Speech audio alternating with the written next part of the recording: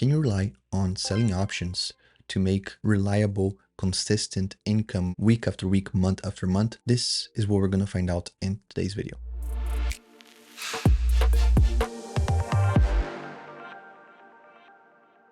Hello everyone, welcome to the topics. Today, as you saw from the intro, we're going to analyze hard evidence. We're going to analyze data to understand if it is worth it or not for us to sell options as a way to generate recurrent income, for you to make an income out of the stock or crypto market. In our case, in the crypto market, but this applies to the stock market as well. So a lot of people, once they first start with options, or when they come here and see me trading, selling options, their first idea, their first thought is that it doesn't make any sense.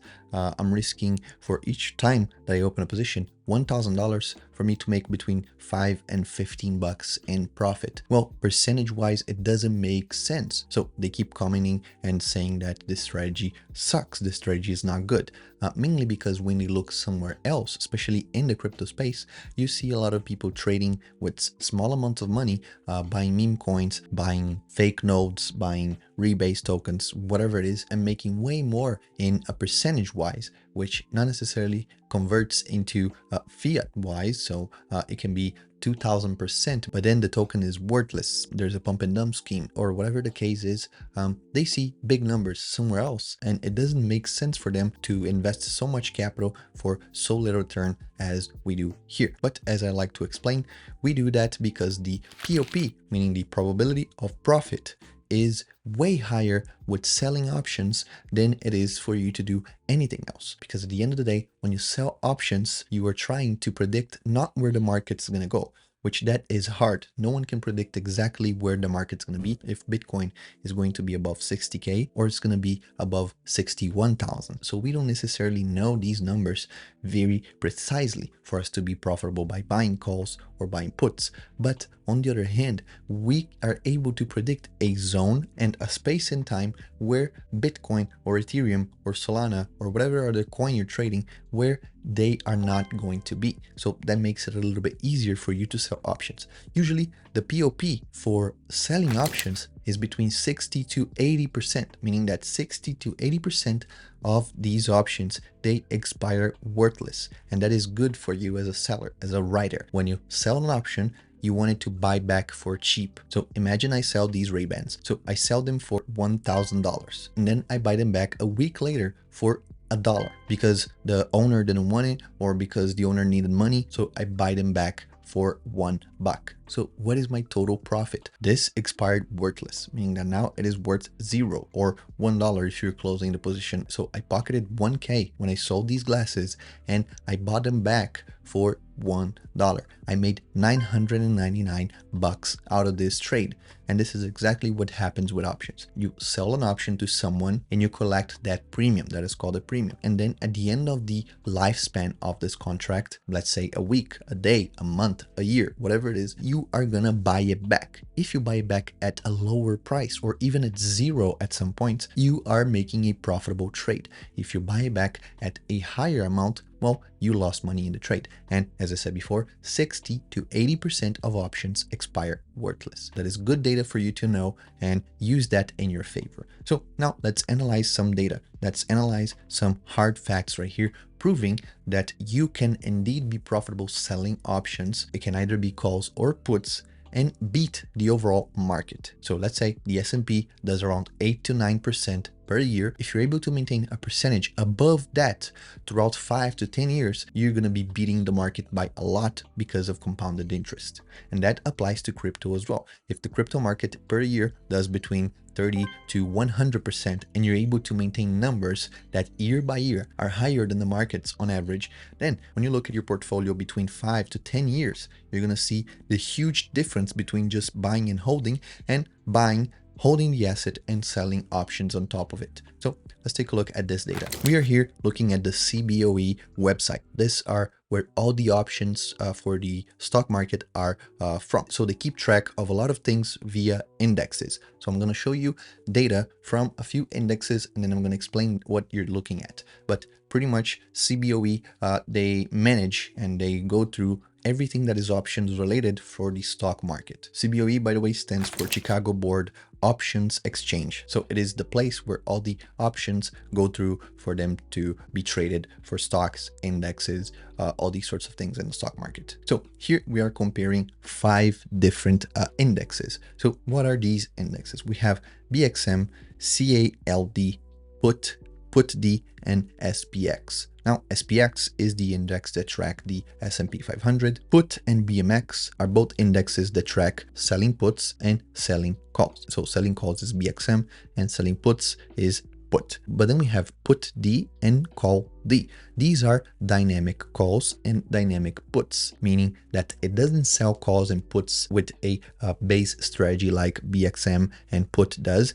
It means that it varies according to volatility. So it looks for the VIX index, and if IV is higher, then it's going to sell a different call or put if you were to compare to BXM or the PUT index. So in theory, whenever BXM sells a call, CALD is going to sell a call and not necessarily the same call because it looks at volatility. It doesn't have a strict delta to sell or a strict set of rules that it follows for the Greeks if you compare that to BXM. So we're going to look at these 4 strategies and how it compares to the S&P 500, just buying and holding. I started from where we can track all of these, which is from 2008 forward. Out of the bat, we see who's winning, and the winner is 400% total. So meaning that the total position, the total value of these assets, the portfolio size grew by 400% since 2008, meaning in 16 years, you would have made 400% on your stock portfolio.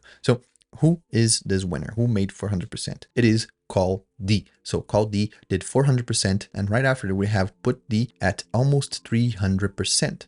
And then after that we have the S&P 500, followed by the put strategy, and then the call strategy as last. So the put strategy did 200% and the call strategy did over 150%, more or less. So what does that tell you? Long story short, that selling calls and selling puts is not going to beat the market. And that's where a lot of people stop their research and they go and tell you you're doing it wrong. Selling options is not good. You're just going to lose money if you compare to the overall market. So this is where people get it wrong, or where they stop looking for information. Because again, if you keep looking at information, knowing that if you use a dynamic way to sell options, both calls or puts, meaning that not only have a strict delta or other strict parameters that you follow, if you adjust those to volatility, which is most important, you are going to be way more profitable than just holding your assets. And this story repeats itself when you look for crypto options. Now, you've seen that before, but if you go to the copy trading strategy here on the topics, we have 0 DTE options. We are selling options here. This is just selling options, but instead of selling weeklies or monthlies, we are selling dailies. So 0 DTE options, options that expire in less than 1 day, in less than 24 hours. And is that profitable? Well, let me show you that our projected ROI, the return on investment projected, is over 100% per year. So again, compared to the 400% that it took 16 years for the stock market to make, here in 1 year, you're going to make 135% projected. Well, if it is projected, it means that it is not set in stone, right? Well, you're right. But if you look right here, on June, we've made 11%. On July, we've made 14.5%.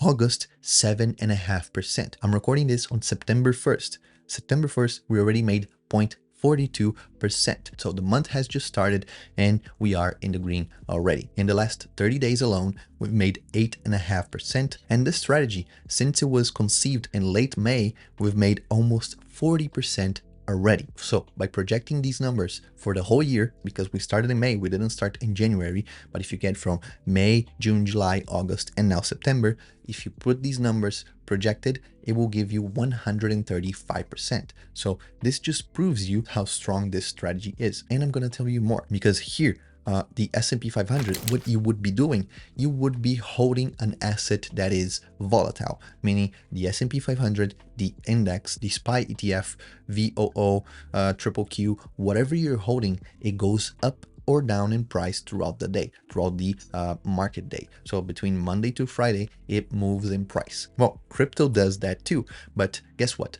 for crypto options, most of the protocols that we have, they are cash settled, meaning that you don't need to hold the underlying asset to sell options on top of it. You sell that by holding USDT or USDC. So you hold stablecoins, meaning that your portfolio, if there is no movement, no positions that you open or close, you're still going to be holding the same amount of dollars. It doesn't matter if it passes 1 year, 1 day, 1 hour, or a month. The initial capital will still be the same, and that cannot be said for whatever stock you're holding. So if you're holding SPY, for example, you have 1 share of SPY. If it goes down by 5%, now you have 5% more in USD. But if it goes down, now you have 5% less in USD. And that can be a good or a bad thing. For crypto, it means that you won't have the volatility of holding Bitcoin, Ethereum, Solana, whatever it is, while still getting the passive income from selling options for these tokens, for these currencies, like selling Bitcoin options and collecting premium on top of those, selling Ethereum options, collecting premium on top of those. It means that I'll be losing on whatever profit these tokens have. Well, not necessarily, because you can still hold these tokens and have them in your ledger, your Trezor, your hard wallet, whatever it is. Meanwhile, having a little bit of cash, USDT, USDC, and making that generating income on top of your favorite coins. Like we just see that with the copy trading, or you can do that manually itself. So basically what I'm trying to say is that having a strategy that is modular according to volatility is the best strategy that you can have if you compare that to just holding these coins and not doing anything. Again, I'm not advising you to trade like futures, like longing or shorting a token, because that will bring liquidation. And if you watch any of these videos, you know that I talk about the liquidation a lot, shorts getting liquidated, longs getting liquidated, and we don't have liquidations with options unless you're going to use a lot of margin, and margin requires liquidation. But if you're just buying calls, buying puts, you are not going to be looking at liquidation. So you are liquidation free. And with spreads, you have a maximal loss, a maximal gain. Again, no liquidations here, which is very, very good for everyone. That being said, how do I deposit here? How do I use Bitopics? Well, I've made a few videos about how to deposit, how to use the copy strategy, how to sell options. All of these are going to be here in the channel. So make sure you just follow this channel, like, subscribe, and comment whatever questions you have in the comments below. It can be this video or whatever other video. I'm going to be here with my team answering any questions that you have. And please consider using the first link in the description. So this strategy is what I use to make reliable and continue income week after week, and now day after day. I used to do weeklies and now I do dailies with the weeklies. So I always have dollars dripping into my account day after day, just collecting that premium and compounding my portfolio. So if you want to do that too, check out these other videos, and I hope you enjoy, and I'll see you guys on Wednesday. Peace.